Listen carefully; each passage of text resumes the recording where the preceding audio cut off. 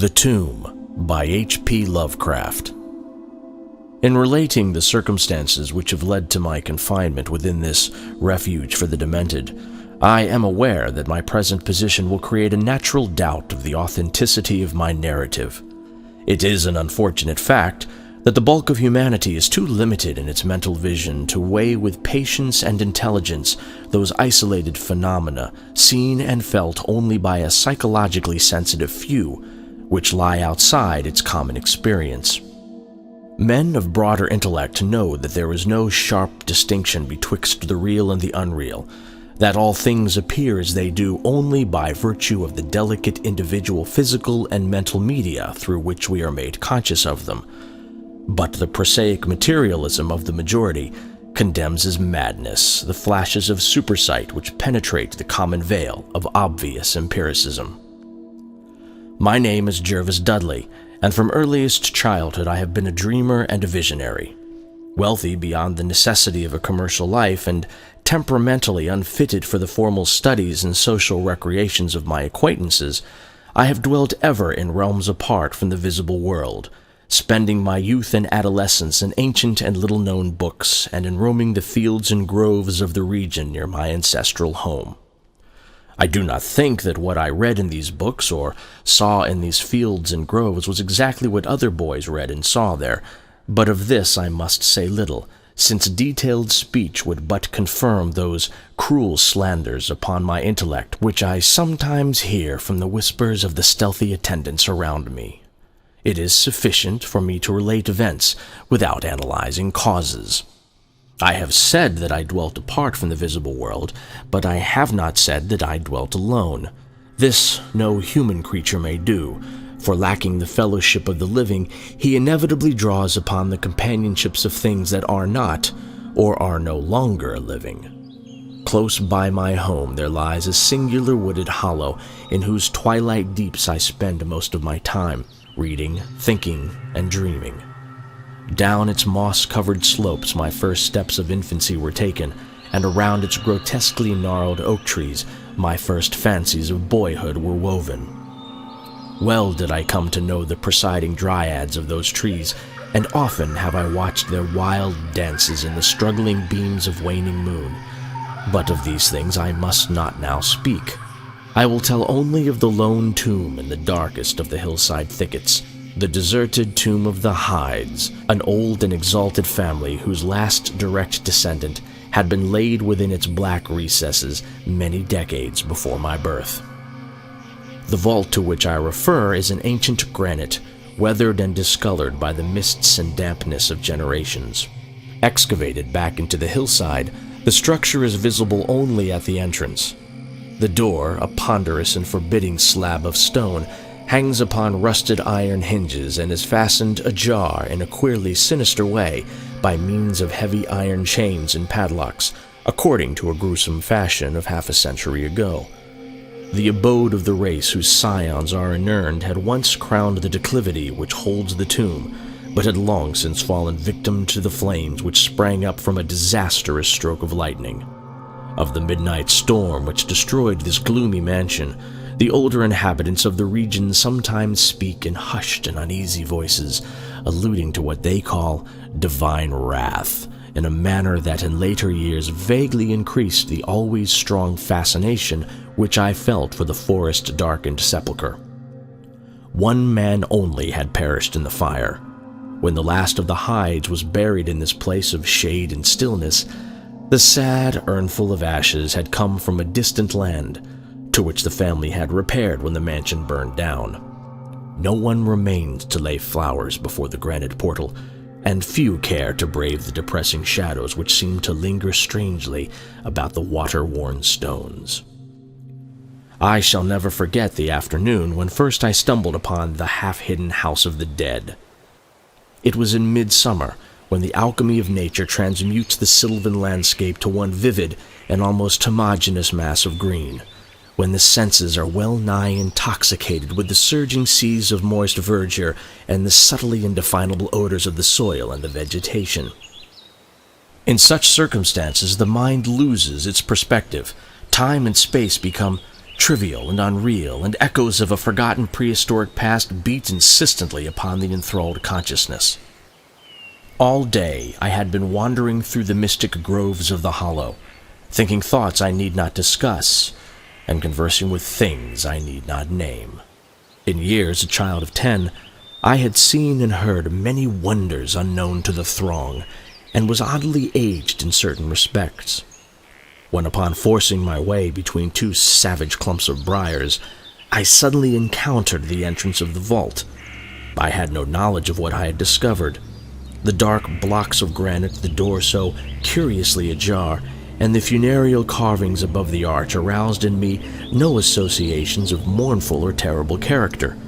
Of graves and tombs I knew and imagined much, but had, on account of my peculiar temperament, been kept from all personal contact with churchyards and cemeteries. The strange stone house on the woodland slope was, to me, only a source of interest and speculation, and its cold, damp interior, into which I vainly peered through the aperture so tantalizingly left, contained for me no hint of death or decay. But in that instant of curiosity was born the madly unreasoning desire which has brought me to this hell of confinement.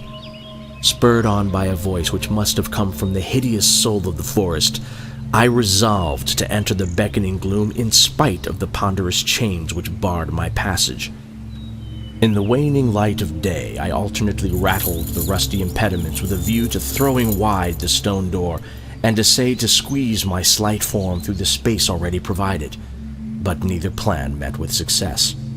At first curious, I was not frantic, and when in the thickening twilight I returned to my home, I had sworn to the 100 gods of the grove that at any cost I would someday force an entrance to the black, chilly depths that seemed calling out to me. The physician with the iron-gray beard who comes each day to my room once told a visitor that this decision marked the beginnings of a pitiful monomania, but I will leave final judgment to my readers when they shall have learnt all.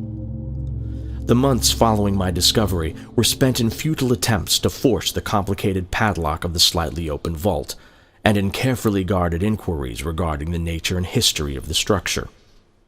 With the traditionally receptive ears of the small boy, I learned much, though an habitual secretiveness caused me to tell no one of my information or my resolve. It is perhaps worth mentioning that I was not at all surprised or terrified on learning of the nature of the vault. My rather original ideas regarding life and death had caused me to associate the cold clay with the breathing body in a vague fashion, and I felt that the great sinister family of the burned-down mansion was in some way represented within the stone space I sought to explore. Mumbled tales of the weird rites and godless revels of bygone years in the ancient hall gave to me a new and potent interest in the tomb, before whose door I would sit for hours at a time each day.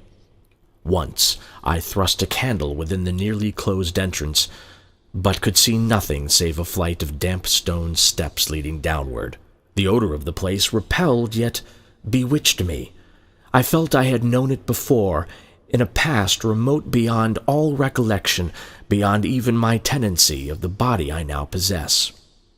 The year after I first beheld the tomb, I stumbled upon a worm-eaten translation of Plutarch's Lives in the book-filled attic of my home.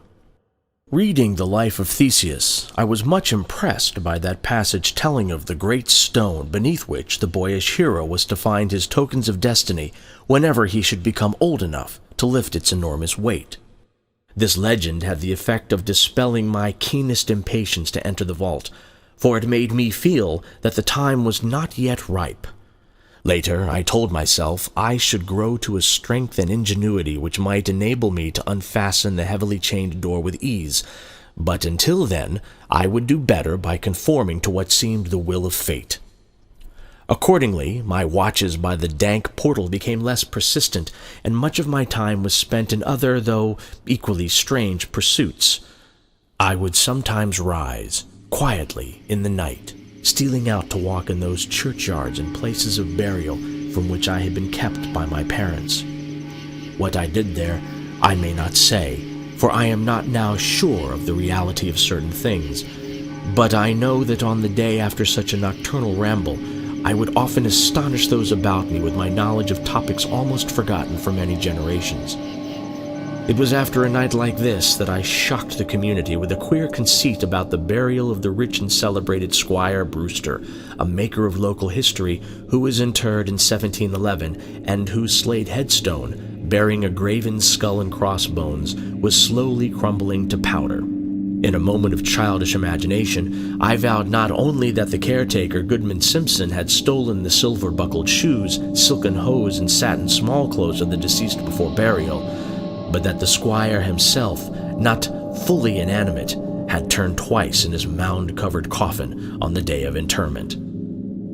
But the idea of entering the tomb never left my thoughts, being indeed stimulated by the unexpected genealogical discovery that my own maternal ancestry possessed at least a slight link with the supposedly extinct family of the Hydes.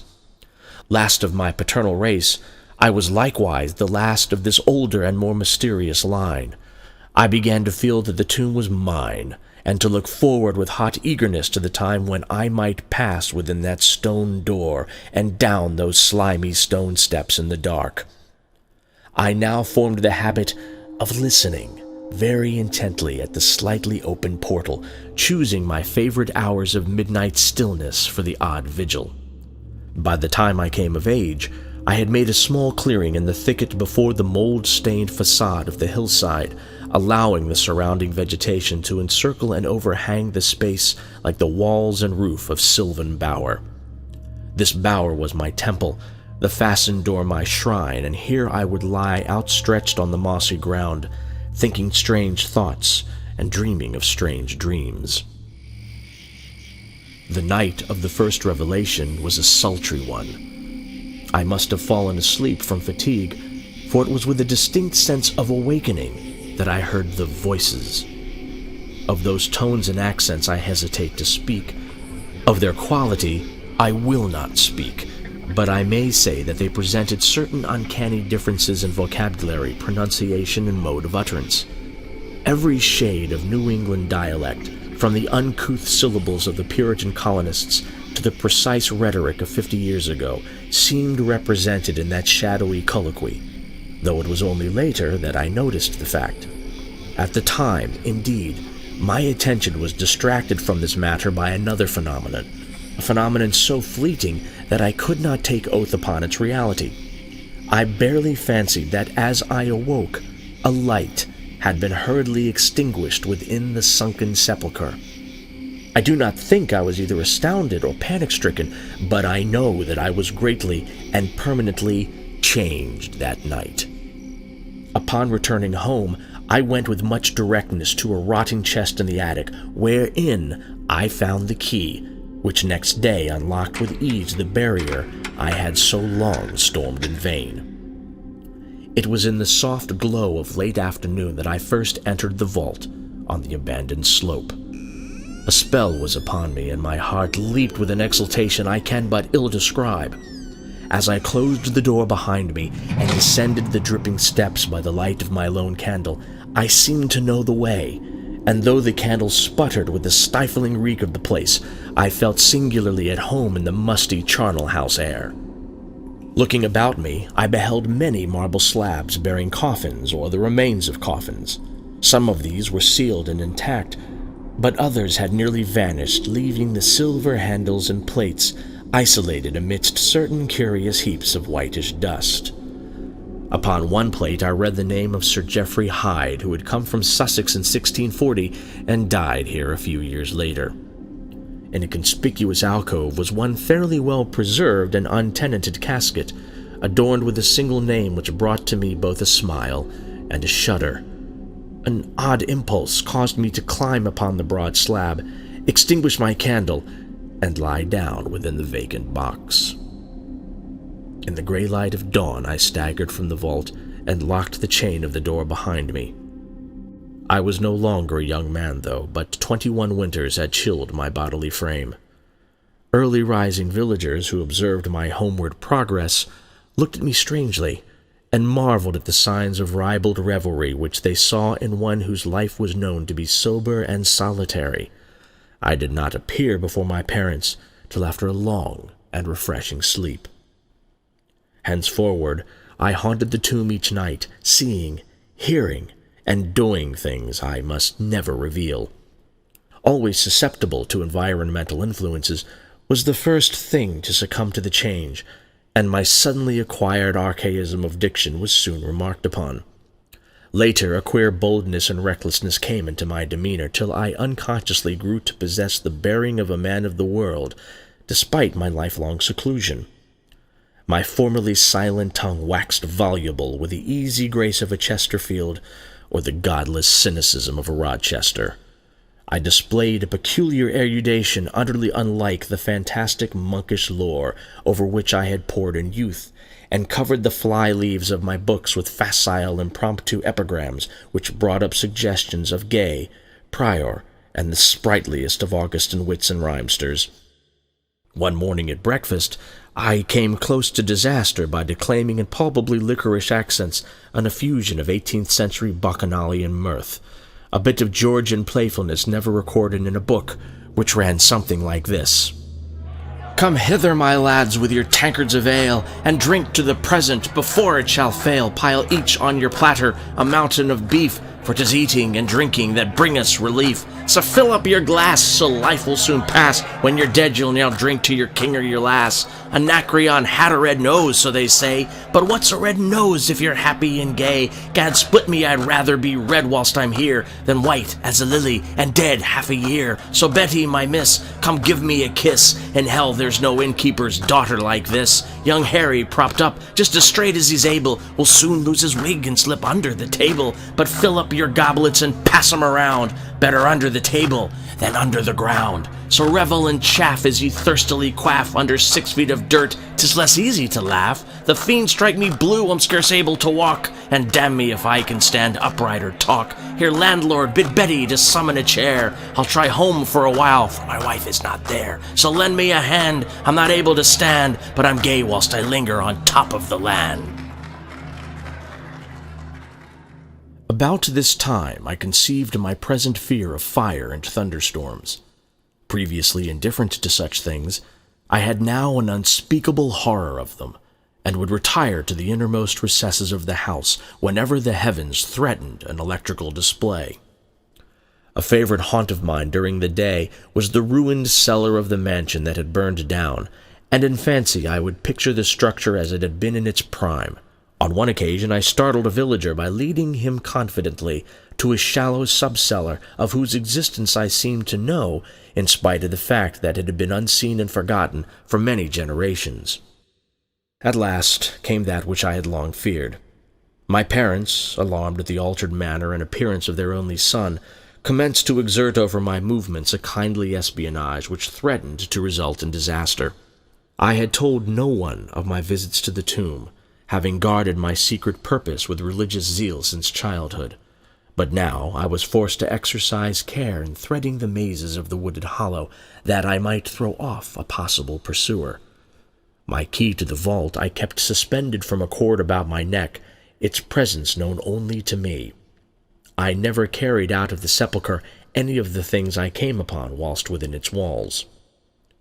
One morning, as I emerged from the damp tomb and fastened the chain of the portal with none too steady hand, I beheld in an adjacent thicket the dreaded face of a watcher. Surely the end was near, for my bower was discovered, and the objective of my nocturnal journeys revealed. The man did not accost me, so I hastened home in an effort to overhear what he might report to my careworn father. Were my sojourns beyond the chained door about to be proclaimed to the world? Imagine my delighted astonishment on hearing the spy inform my parent in cautious whisper that I had spent the night in the bower outside the tomb, my sleep-filmed eyes fixed upon the crevice where the padlocked portal stood ajar. By what miracle had the watcher been thus deluded? I was now convinced that a supernatural agency protected me. Made bold by this heaven-sent circumstance, I began to resume perfect openness in going to the vault, confident that no one could witness my entrance. For a week I tasted to the full the joys of that charnel conviviality which I must not describe, when the thing happened, and I was borne away to this accursed abode of sorrow and monotony. I should not have ventured out that night, for the taint of thunder was in the clouds, and hellish phosphorescence rose from the rank swamp at the bottom of the hollow. The call of the dead, too, was different. Instead of the hillside tomb, it was the charred cellar on the crest of the slope whose presiding daemon beckoned to me with unseen fingers. As I emerged from an intervening grove upon the plain before the ruin, I beheld in the misty moonlight a thing I had always vaguely expected. The mansion, gone for a century, once more reared its stately height to the raptured vision, every window ablaze with the splendor of many candles. Up the long drive rolled the coaches of the Boston gentry, whilst on foot came a numerous assemblage of powdered exquisites from the neighboring mansions. With this throng I mingled, though I knew I belonged with the hosts rather than the guests. Inside the hall were music, laughter, and wine on every hand. Several faces I recognized, though I should have known them better had they been shriveled or eaten away by death and decomposition. Amidst a wild and reckless throng, I was the wildest and most abandoned. Gay blasphemy poured in torrents from my lips, and in my shocking sallies I heeded no law of God, man, or nature. Suddenly, a peal of thunder, resonant even above the din of the swinish revelry, clave the very roof and laid a hush of fear upon the boisterous company. Red tongues of flame and searing gusts of heat engulfed the house, and the roisterers, struck with terror at the descent of a calamity which seemed to transcend the bounds of unguided nature, fled shrieking into the night. I alone remained, riveted to my seat by a groveling fear which I had never felt before. And then a second horror took possession of my soul. Burnt alive to ashes, my body dispersed by the four winds, I might never lie in the tomb of hides. Was not my coffin prepared for me? Had I not a right to rest till eternity amongst the descendants of Sir Geoffrey Hyde? Aye, I would claim my heritage of death, even though my soul goes seeking through the ages for another corporeal tenement to represent it on that vacant slab in the alcove of the vault. Jervis Hyde should never share the sad fate of Palinurus. As the phantom of the burning house faded, I found myself screaming and struggling madly in the arms of two men, one of whom was the spy who had followed me to the tomb. Rain was pouring down in torrents, and upon the southern horizon were flashes of the lightning that had so lately passed over our heads. My father, his face lined with sorrow, stood by as I shouted my demands to be laid within the tomb, frequently admonishing my captors to treat me as gently as they could.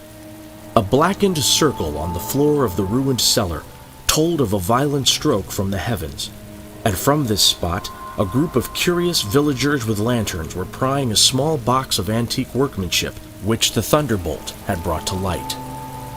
Ceasing my futile and now objectless writhing, I watched the spectators as they viewed the treasure trove, and was permitted to share in their discoveries. The box, whose fastenings were broken by the stroke which had unearthed it, contained many papers and objects of value, but I had eyes for one thing alone. It was the porcelain miniature of a young man in a smartly curled bagwig, and bore the initials J.H. The face was such that, as I gazed, I might well have been studying my mirror. On the following day I was brought to this room with the barred windows, but I have been kept informed of certain things through an aged and simple-minded servitor for whom I bore a fondness in infancy, and who, like me, loves the churchyard. What I have dared relate of my experience within the vault has brought me only pitying smiles. My father, who visits me frequently, declares that at no time did I pass the chained portal, and swears that the rusted padlock had not been touched for 50 years when he examined it. He even says that all the village knew of my journeys to the tomb, and that I was often watched as I slept in the bower outside the grim facade, my half-open eyes fixed on the crevice that leads to the interior. Against these assertions I have no tangible proof to offer, since my key to the padlock was lost in the struggle on that night of horrors. The strange things of the past, which I learnt during those nocturnal meetings with the dead, he dismisses as the fruits of my lifelong and omnivorous browsing amongst the ancient volumes of the family library. Had it not been for my old servant Hiram, I should have by this time become quite convinced of my madness. But Hiram, loyal to the last, has held faith in me, and has done that which impels me to make public at least a part of my story. A week ago, he burst open the lock which chains the door of the tomb perpetually ajar, and descended with the lantern into the murky depths. On a slab, in an alcove, he found an old but empty coffin whose tarnished plate bears the single word Jervis. In that coffin, and in that vault, they have promised me I shall be buried.